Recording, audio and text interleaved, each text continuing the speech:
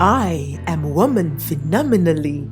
Phenomenal woman? That's me, Maya Angelou. Welcome to this segment of the Afrocentrist Podcast, The Woman, Her Story, and Her Impact, where I get to speak to women from across the globe, sharing their stories and how they are impacting their world. Coming to you every Wednesday, 4 p.m. GST. Of course, with your favorite show host, the energetic EJ. So, make it a date with me every Wednesday. The Afrocentrist Podcast, proudly African. Hello and welcome to another episode of the Afrocentrist Podcast. Yes. And to this particular segment, The Woman, Her Story, and Her Impact. My name you already know is Ejiro Osakede, and I'm happy to have you here on the show today. So like you already know, on this segment, I speak to women from across the globe, from different spheres of work, or how do they say, different spheres of life, and they get to tell us about themselves and how they are currently impacting their world. And when I speak of impact, I don't speak of something like, oh, it's all that, like, okay, I'm feeding 5,000 people or I'm reaching out to 1 million souls. No, it could be as simple as just having an idea or a heart to be able to reach out to a particular set of people or do something specific for somebody else. And so whether your impact is big or small, I don't even know who's measuring, but I just want you to know that as long as you are helping somebody else outside of yourself, you are definitely making an impact and you are worthy to share your story. And that's what TWSI is all about, the woman, her story, and her impact. And today on the show, I have a special guest. This one is my sister, right? My kindred. But, you know, she is from the UK, but she has Nigerian blood in her. And she's going to be telling us about herself and how she's currently impacting our world. I kind of like her story. You know, her story is like, okay, you didn't plan this, but this is how it's ending. And the thing that you didn't even think that you were going to, that you have interest in, is that same thing now that is actually making a vehicle, that is turning out to be a vehicle through which she wants to impact others. So what's that thing? We're going to find out. But before I bring my guest on, here's a message for you. Are you an author, publisher, or entrepreneur? Sometimes the journey can get lonely and it becomes easy to think about throwing in the towel. But that doesn't have to be your own story. Let me tell you about a community of like-minded people where you can get support, motivation, and inspiration to keep going. It is called Online Publishers and Entrepreneurs Network. With over 35,000 active members, you don't have to feel alone and you can be assured of consistent value, honing your writing skills, learning new hacks to help you grow your business and brand. Join Open today and be open to a world of possibilities. Click on the link in description to join the community today. All right. Yes, my guest is here. Hi. Okay. When you hear her speak, I want you to guess her name, but let me not even give you that assignment because I don't want to stress you, okay? So here today on the show, I have Amma with a double M. Thank you. 2 M's.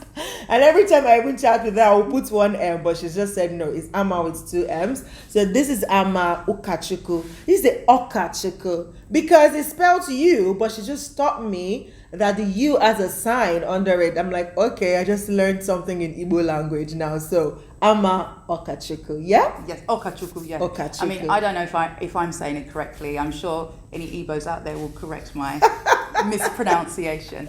Awesome. Yes, so good to have you. Good to be here. I'm very excited. How are you doing today? I'm very well. Just recovering from still trying to get the salt out of my nose, but it's fine. My open water swim, but yeah, that was interesting. Awesome. So I highly recommend it to everyone. Awesome. Sweet. So how we normally start this segment of the show is we get to meet you, and then we transfer into how you're impacting your world. So who is Amma? Who is Amma? So my name is Amma Ukachuku, or Amma Ukachuku, and I'm London born and bred, but with Nigerian Igbo specific ancestry. Both my parents are from Imo State, and my dad, he was one of those part of the Windrush generation. So after the Second World War, he was invited over to the UK to help rebuild the country. So he was working for Nigerian Railways at the time, and then he went over to the UK in the 60s. Went back to Nigeria in the 70s and married my mum, and then come back to the UK and London specifically, and then me and my siblings, we all grew up in East End of London. So yeah. How was growing up for you?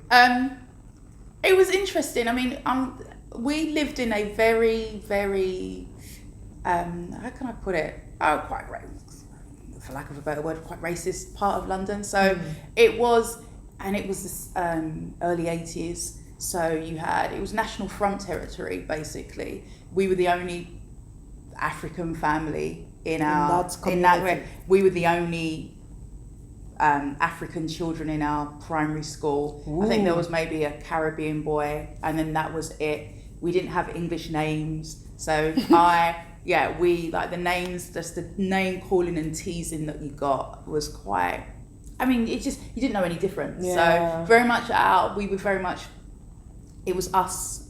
There was 5 of us, and my mum and dad, us in our little kind of bubble with all these other elements outside. So, but yeah, I mean, you get on with it. It's what you know. So I didn't know any different. So you adjust, and my parents very much were about education. So it's about doing the best that you can in the situation that you have. It's only like later on speaking to people who, especially I was in touch with the deputy head of my primary school, who was my mentor, and just hearing things as an adult about what was going on in the school, you just didn't know. Like you were oblivious of it, like you were just like being a child. Yeah, it's just like, but we were good black children, so because we were bright, so we didn't kind of experience some of the kind of institutional racism that other children may have experienced. I think your parents also must have had a role to play in that.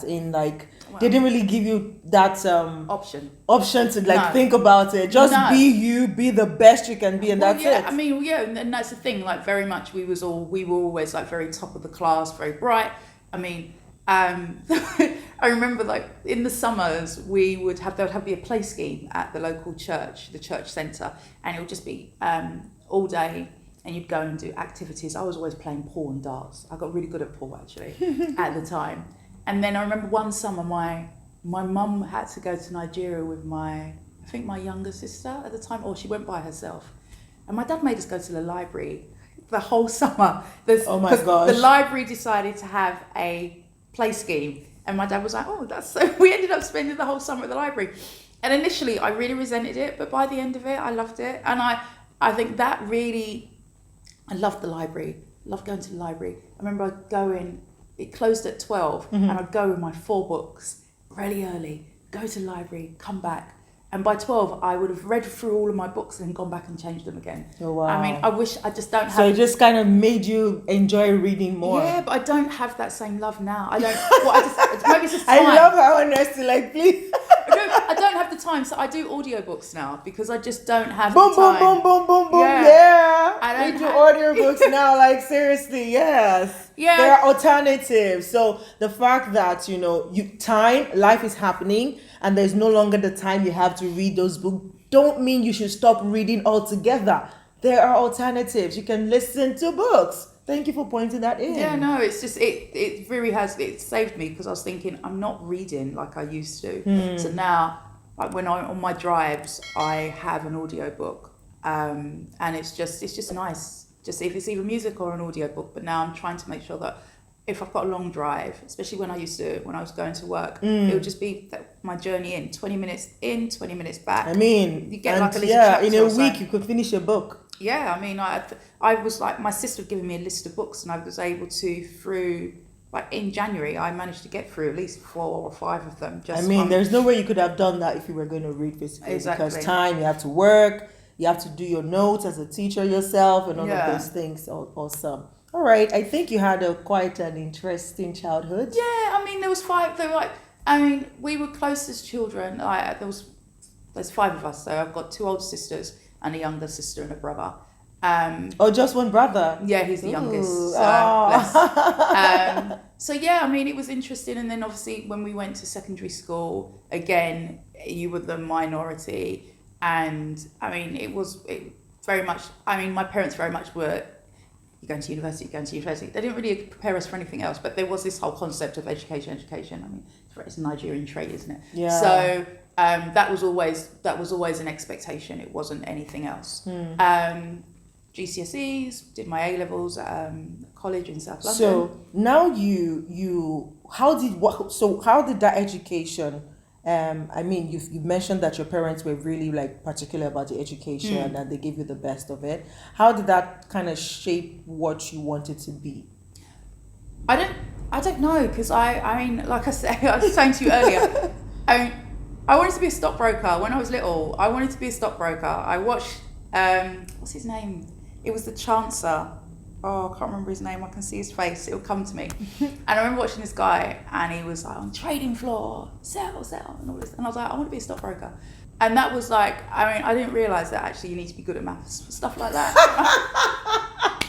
This maths that everybody run away from. It's like funny. It's funny how math is actually very important in every sphere of life. But I did my thing. I'm not a maths person. I'm L2 R2, and L1 is where it's all the numbers and stuff like that. It's that that part of my brain doesn't work as well. So that's my excuse. It works, but it's not functioning as highly as my L2 and my R2, which is the empathy and the compassion, and the L2 is all about organizing and stuff. Okay, so if you're wondering what L1, L2, R1, R2 is how our brain is, compartmentalized, if I would say that. So depending on what part of the brain that is highest, how you react or see life and everything, it kind of tells you what part of the brain is more functional, whether it's the right brain, the lower right, the upper right, or the lower left or upper right.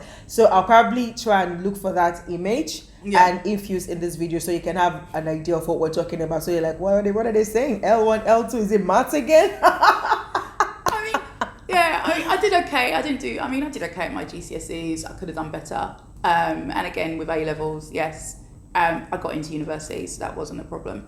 But I think one of the things that, like I said, I wanted to be a stockbroker, and I was lucky enough to do my work experience at the London Stock Exchange, but I wasn't actually on the trading floor. And then I was actually in an office, and I realised I don't like being in an office. It was boring. It was so boring. Oh my gosh, it was so boring. And the first week was an absolute disaster, because there was a point where I realised that, I mean, this is where I call it my early onset narcolepsy. My friends will turn around and say, Amma, no, that's not correct. But there was a point, I think, that I actually ended up, because it was cold in the office, and I think I went outside, and I think I must have fallen asleep in a chair. Outside? And in a corridor or something, and I got caught, and then they turned around and said they didn't want me in their department anymore. So I ended up, so I got moved to a different department. They were so much more nicer. And then I realised that, this is really not for me. To the point that when I went back to school, I had chosen business studies as my option. And I was like, I don't want to do this anymore. My dad was not very best pleased. I think in his mind, he'd already got his docs for an accountant. I was going to be the business person. And he wouldn't sign my form, so I could change options. I had to get my mum to do it. I can't remember. I don't know how long he didn't speak to me, but that's another story. But and I changed to history, and it was the best decision I ever made, because I absolutely loved it. And I realised that's where my love was. And then A-levels was always Spanish and history, and both at GCSE and at A-level I'd done quite a few modules on American history, and I'd really just quite fascinated by the US. So I don't know how it ended up. I always knew that I was going to use my Spanish for work purposes. That was the idea. And so then as you did that, what came as a result of that? Because you knew you were going to use the Spanish and the history for something. So teaching was what came to you? No, not at all. No, not at all. No.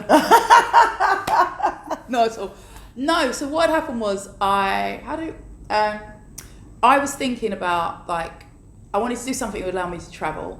I thought if I'm going to be spending 4 years doing this topic, it needs to be something that I enjoy. And I think I loved Spanish at GCSE, and it was more to do with I think it was my teacher. A-level, oh my God, I hated it, absolutely hated it. It was really hard. And then even at a degree level, I just wasn't feeling it. And I'd always been quite reticent about speaking. I was always hesitant about speaking. I didn't like, because I wanted to sound Spanish, all this kind of stuff. And it's like, no, I don't want to sound Spanish with a Cockney accent. And it wasn't until I did my year abroad that I did a year abroad in Cuba. And then I came back, and then I actually started appreciating it. But no, I wanted to do something that would allow me. So the Foreign Commonwealth Office, I think, again, when I was choosing to be a stockbroker, I was thinking, be Secretary General of the UN. I don't know where that came about. So now you've jumped that, like, okay, that's like No, I mean, that was just like... in the moment, yeah. It was Boutros Ghali was the Secretary General of the UN. Not many people know that at the time. Not many people knew who he was, but I did. And like, my friends look at me, how do you know this? Because you wanted to be him, or you wanted to take his place. Yeah, so the idea was to do Foreign and Commonwealth Office, because then I was thinking, that'll let me travel, I can use my Spanish. But then it involves you having to do an entrance exam for the civil service. It was hard, because I think, again, there was some maths involved, and it didn't work out. And then for some reason, when I was doing my degree, I did my year abroad, and I ended up getting a summer job, working on... So in the UK at the time, loads of companies, national companies were floating on the stock market. So the electricity, gas, and all those, they'd all floated. And then it was Norwich Union, and they were floating. And I just ended up getting some summer work with them. And then when I'd finished my degree, I ended up getting a job back with them. So I ended up backing in, and I was working for Lloyd's registrars. And so the registrars were responsible for holding all of like the shares, and like we were dealing with any of the aftermath of any queries of the Norwich Union floating on the stock market. So I ended up back into investment banking, which was not quite what I wanted to do, but I mean it was fine. It paid the bills, and it was a nice chilled job. It wasn't. And it wasn't too stressful. And then I had opportunities to look, what is it that I wanted to do? And I was reading The Guardian, I was looking at society pages, and then there was an advert where you could go, it was for the EU sponsored or European Union sponsored Leonardo da Vinci program. And it was about Europe without borders. And it was about you being able to choose. So you could go to France, you could go to Spain, you could go to Germany, I think Greece and Italy, any one of these countries, 3 months. And it was about you do a language course and then you work for 2 months. And it was about you, again, Europe without borders, about you going around and experiencing, living and working in Europe. And I applied, and I ended up, was in Spain for 4 months, which loved it. I got to travel around, see quite a bit of the country that I hadn't seen before. I mean, and I remember I've been doing Spanish since the age of 11. I've never been to Spain. I'd only ever I'd done my first time going to a Spanish-speaking country was my year abroad when I was at the age of 20. And then came back and then ended up working for the UBS, so it's Union Bank of Switzerland. I was a HR analyst. I didn't like it. My sister got in touch with, through Friends Reunited back in the day, before Facebook, got in touch with my primary school teacher.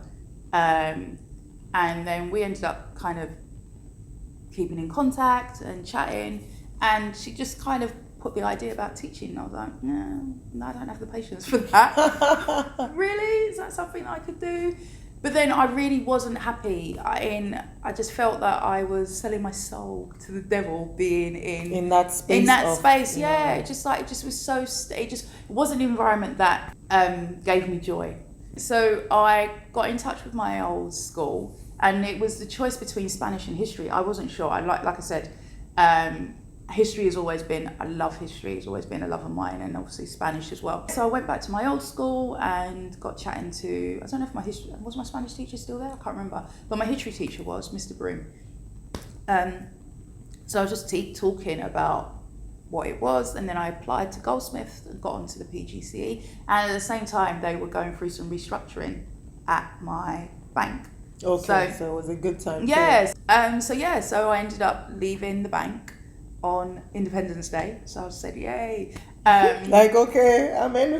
Nice. Yeah, and then went to Cuba for 6 weeks and travelled around. I had a friend there, so I got to travel around the whole island. So that was really nice because I didn't get a chance to do that in my whole year. Yeah. Well, when I was studying, yeah. And then did my PGCE, and 17 years later, I know, I'm still here. So I did my PGCE in 2003.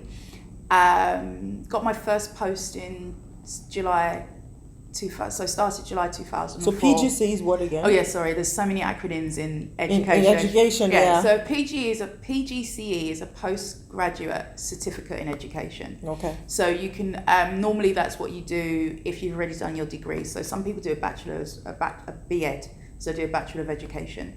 I obviously already done my degree. So you do that. And so if you don't have a degree in education, you have to do the PGCE to come into the educational system. Yeah. I mean, there's two ways. So me and another guy, we both started at the same time as NQTs. And NQT is a newly qualified teacher. So NQTs, PGCE. They've now changed that. But yeah, I know it's crazy. And he did the GTP, which is the graduate. So I did the PGCE, he did the GTP, and we both started as NQTs. The GTP is a graduate trainee program. So I chose the uni route whereby you're based at university and then you do 2 placements. He did the GTP route, which is you're in school the whole time. Okay. But I just wanted to do the PGC route was the best route for me. So it meant it was at Goldsmiths. So you started off at university, you had all your lectures and like your seminars with someone specific to your topic. And so I ended up choosing to do languages rather than history. I don't know why. It just so happens. But then in the October of 2016, me and one of my friend was actually here teaching in Dubai. So we came out me and another friend, we both came out to see her. For holiday? Yeah, just like half term. We went to the school and just like, is there jobs? Because I think deep down I'd always said to myself, I want to live and work abroad. It was always something that I'd wanted to do. And actually, while I'd actually got onto this program, which was it was called the Fulbright Program, where you exchange. So I'm teaching in the UK. There's someone teaching in the US. We swap lives. So I teach at their school, they teach at mine. An exchange program. So teacher exchange program. And I got onto that and I was like, yeah, this is it. I'm going to go and teach in America for a year and then I can go traveling. Because I always wanted to go to South America and Central America. And I would have had the whole of the summer to do that and then come back into my job. I'll be living in their place. They'll be living in my place. Oh. Yeah, but then the 2008 crash happened and they had to cut the funding and then they reduced the places. And then the following year, there wasn't someone to exchange with me. I was quite devastated by that. And I was like, that's it. I'm not going away. I'm still teaching children about resilience and I don't even have it myself. So I just think that's something that's always come back around. So then we went to the school and then we had a look around and then asking about potential jobs and he was like, initially there might have been a potential and then he said no and then I kind of came home and I kind of closed that door on travel. I thought actually I'm liking my life in the UK. I kind of was redecorating my apartment and just getting back into my life and just gone through a rocky patch and I was in a good space. And then my friend here, it was May, said, there's a job here, do you want it? Are you interested? And I was like, well, I'm kind of enjoying my job here now. She goes, don't be stupid, send me your CV. So I did, and then I had an interview. They made me record a lesson with a student saying, that's a violation. And it's like, it wasn't the best lesson ever, but had an interview and within more or less got offered a job on the spot. And it was like, oh wow. I'm going to travel after all. I'm moving to Dubai. And obviously because I got my job so late, most people would have had their jobs prior to the Easter holidays. So I didn't really have time to think about anything. And then that happened that was literally the end of May. Then 2 weeks later, my dad passed. And then it was just, I didn't even have time to kind of register that I'm moving. I think I had to be here, like the flights were like the 20 something of August or something. It was just sorting out his fast. Yeah, well, it's just we had to go to Nigeria to bury him because he has a stipulation he had to get buried in Nigeria.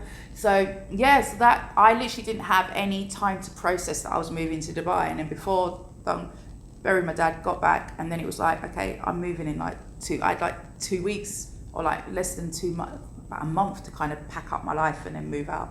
Yeah. So what would you say inspired you to then say, okay, 13 years in the UK and then 4 years in the UAE in the teaching space, and now it has morphed into, you know what, I'll still teach, but I want to take it beyond that and help, you know, other teachers who are looking to come into this space, especially in the UAE. Like, you know, what inspired that? I think for me, it's not about, it's not that I love teaching and that's never gonna stop. I think for me, what was making me tired was like the bureaucracy and the politics and things like that. So being able to step out of that space, but still be in education, whereby it is that I'm still teaching. So I'm working with the University of Wollongong, where I'm teaching at an Iranian school and I'm teaching English.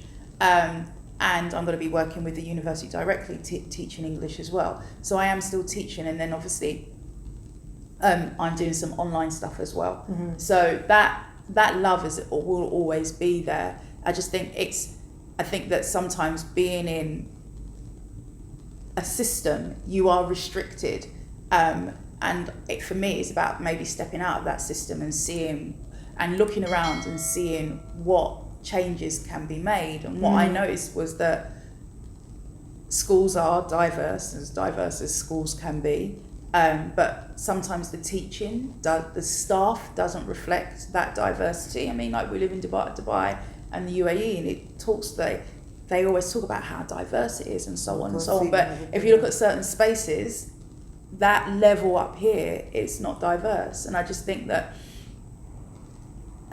education is education. It's not changing wherever it is. But if there's an opportunity for people to come into spaces, then that opportunity should be open to all. Mm-hmm. So I'm all about equity of access, that some people have more access to spaces than others. And it's just making sure that everyone, as long as you have the qualifications, I'm not saying that it's not about affirmative action. This is about equality and making sure that if you've got the qualifications and you can do the job, then why shouldn't you be able to do the job in whatever space you can?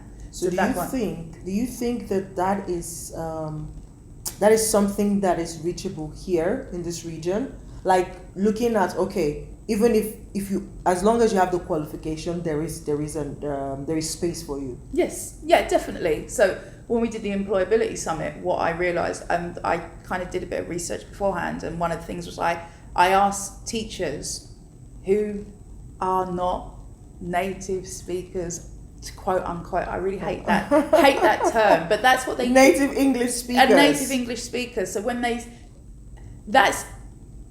literally when they say that, and they will actually even go even further and say UK, Ireland, US, Canada, Australia, New Zealand. So those are the 6. Sometimes they'll put South Africa in there as well. And I was like, well, South Africa's got how many official languages? So, I mean, I don't know what you mean by native English speakers, but yeah, that's the thing. That's the problem is that international education, there's a colonial legacy. So Britain went around and did what it did, and now it is the British system is seen as the creme de la creme. And that's a colonial remnants that you have everywhere. So you've got parents that they are funny about who's going to be their child's teacher. So they'll look, and I was like, but accents are accents. You can have someone with a really, really strong Scottish accent. Is that child going to be able to understand them? And you have someone maybe who speaks English and has got a Nigerian accent. There's not that much difference, but you'll take the Scottish person over the Nigerian person. So I just think that when I was with the employability summit, I spoke to 3 Nigerians who are teachers here, and like one of them, so I did secondary level, primary level, and early years. I thought the whole curriculum spectrum. And they're 3 people who are working in schools, and they've been successful. And I was like, well, then there's no reason why there can't be more. I mean, in long term, the UAE and other international places are going to have to look, because the UK is going through a crisis. They're going through there's a teacher shortage. People don't want to. They won't want to do it. Like, they're looking at how they want like retention and so on. There's so many studies about actually, and like the thing is, even within actual teaching, you've got so many more people who are wanting to come out here. So if everyone's coming out here, but they're not creating, there's not space for more people. Then you are going to have to look elsewhere. So there is that gap in that market for maybe people who they're still English speakers, but they're not native English. But then the thing is, you're a native English speaker. My parents, like my mum, had nuns. She had Catholic nuns teaching her. That was in the 50s, and that's what I mean. So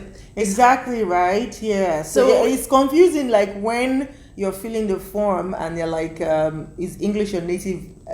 I'm like, okay, is English your first language? Yes, I know we have a dialect, but personally, I don't speak my dialect. English is my first language. Well, that's the thing, and that's the thing. It's like, but the thing is, like there are over 500 languages in Nigeria, so English is the lingua franca. Yeah, lingua franca, so that's what everyone exactly. speaks. So and everyone, but the thing is, and that's how we taught. That was how we were taught. That was how we were educated. So exactly. But like the thing is, it's like if you go to Spain, you've got Castellano, which is what we class as Spanish, but then you've got Catalan. Most people, if you live in Barcelona, you speak Castellano and you speak Catalan. It's normal to be bilingual. So most people in a lot of African countries, they're bilingual. That's all it is. It's like they speak English and they speak their language. So I just think that there's no reason why there can't be a space for people who are, for lack of a better word, non-white, working in schools, as long as you've got the qualifications. So for example, the guy that I was speaking to, and I'm going to be looking to kind of just be interviewing them just to kind of get their experience. He doesn't even have a teaching qualification, but he's working in schools here. I mean, I think it depends on the subject. I think if like your science isn't... He's white? Yeah, no, he's black. He's Nigerian. Oh, okay. He teaches sciences. So I think science and maths, it's universal, isn't it? It doesn't matter what you do. I mean, 1 + 1 is 2. It doesn't matter what language you're speaking. That's going to always be the same.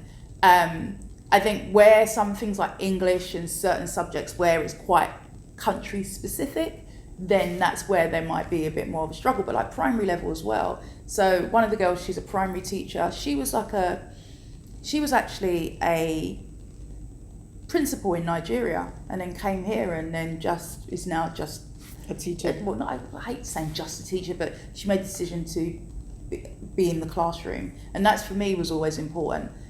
I think that the higher up you go, you spend less time in the classroom. It's always been about interaction with children and the children and the students. It's never been about policy making and things like that. And that's important, because then I get annoyed by some of the policies that are made, like, that just doesn't make any sense. but sometimes it's always been about being in the classroom, being with the students and getting them to love the language that I'm teaching. So, and then she was, and has been really successful, the early years teacher as well. She did the qualification that she needed here and has been, again, successful. So there are opportunities. And so what you are seeking to do is to open people who are not here yet, or even some people who are here and just looking for the opportunity, to open them up to the opportunities that really exist. Exactly, and just making and like it might be that an understanding, and then this is just open, like I said, I've just given you all these acronyms. That's just for teaching. Like if you go into Key Stage 1, early years, Key Stage 2, like understanding like what do you, like here, if you want to teach in the UAE, there are so many different spectrums. You've got British system, you've got the American system, you've got the IB system, you've got the Indian system. There are French schools, there's a German school, there's a Spanish school that's opened up in Abu Dhabi, you've got the Swiss boarding school. They all follow different curriculums. You've got the whole Ministry of Education, their whole schools for like locals and so on. So there's all of these areas that education is it's massive over here, yeah. and that's not going to change as long as you've got an expat community. Then education is always going to be something that is needed, and with education comes teachers, and it's just making sure that children need to see more than one group of people as their teacher, because especially in this type of community. Exactly, because like the thing is, who was I talking to? And I was talking to someone, and like I was talking to a guy, Australian guy, and he'd gone, like, some of his children here, they'd gone back, like friends had children, they'd gone back to Australia, and these children had seen a Filipino lady, and like who'd been sitting out with, like, and they'd said to the other children, "Oh, is that your nanny?"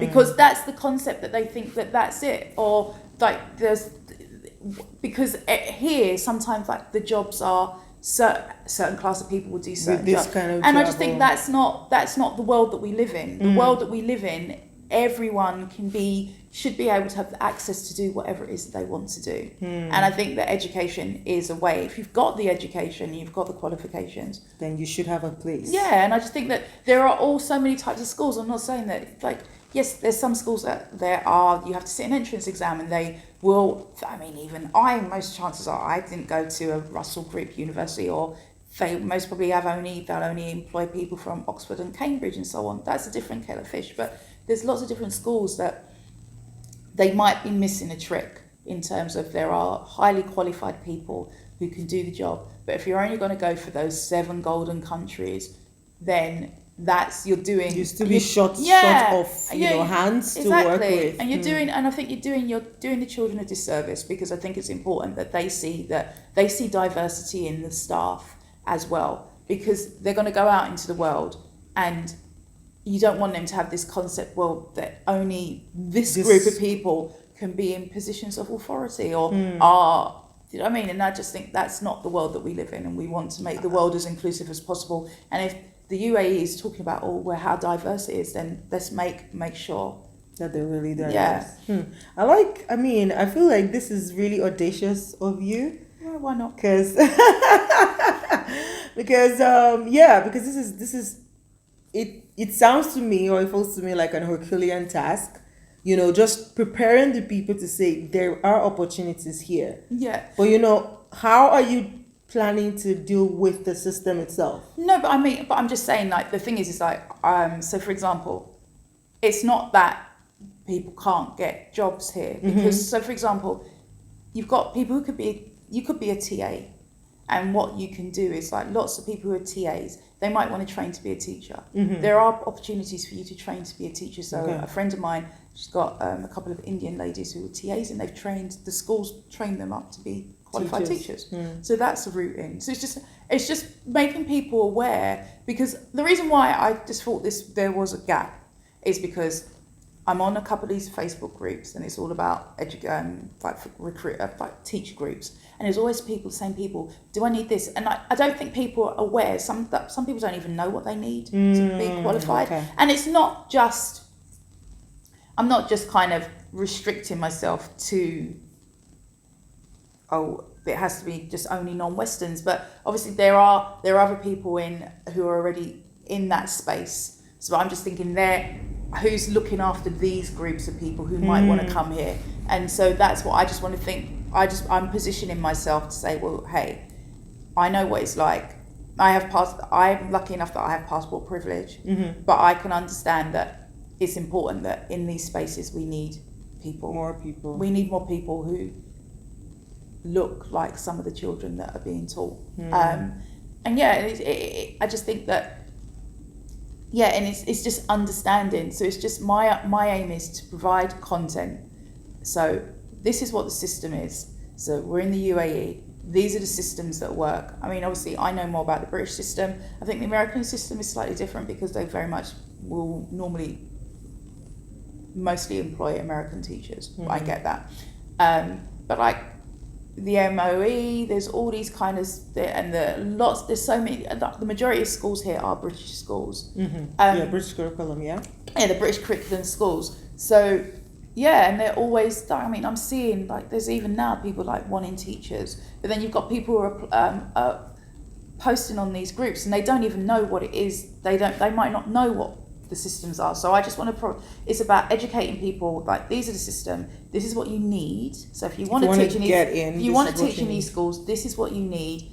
Here's some people who've done it before, so there's nothing stopping you from doing it. Because obviously you had people, like the first guy, he came here on a visit visa 3 months, and he just kind of like just sent out a CV, got a job. The other girl, I think, she did it from Nigeria and then kind of did that process here. And then the other girl she was here and then did her early years qualification here. So there are those opportunities and there's those options. So it's just kind of shedding light and giving people the option to do that, and then just basically pointing them in the direction that they should pointing go, them in the right direction, so that they don't fall into the wrong hands. You don't go blindly, and more like cut it short for them, so they don't have to just go like, okay, I'm not sure what to do. Exactly. But if you know exactly what to do, you can go through the process and get it. So and it's just like, and the thing is like and then just being here and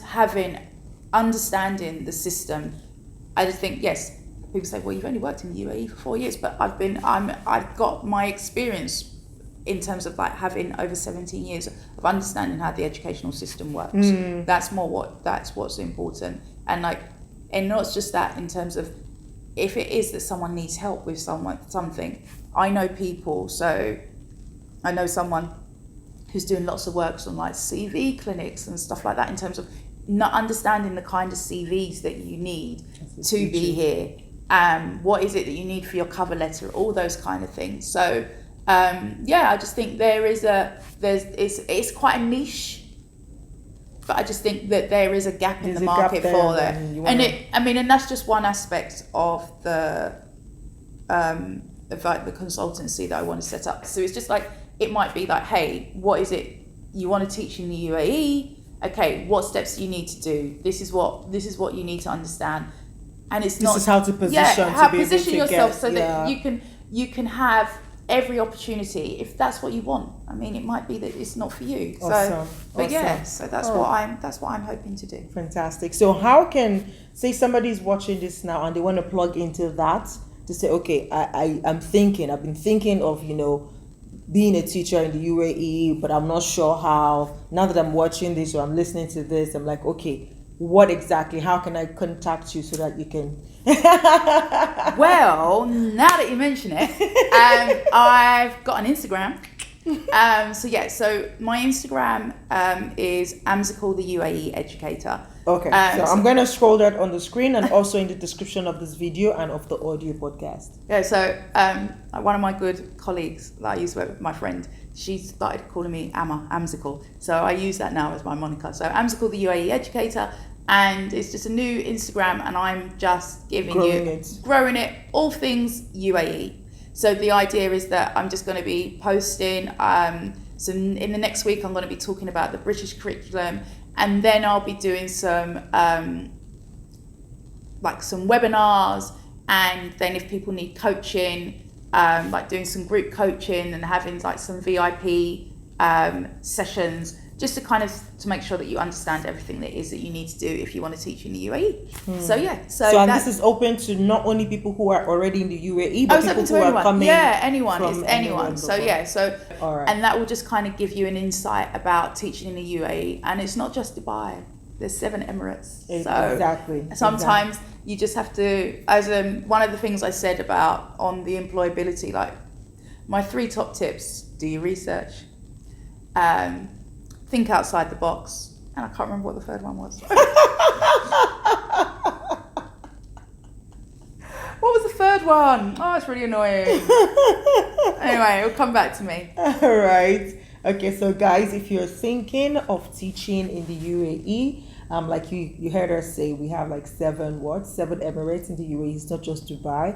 So you have Abu Dhabi, Ajman, Sharjah, Al Quwain, Ras Al Khaimah, Fujairah, and what's the last one?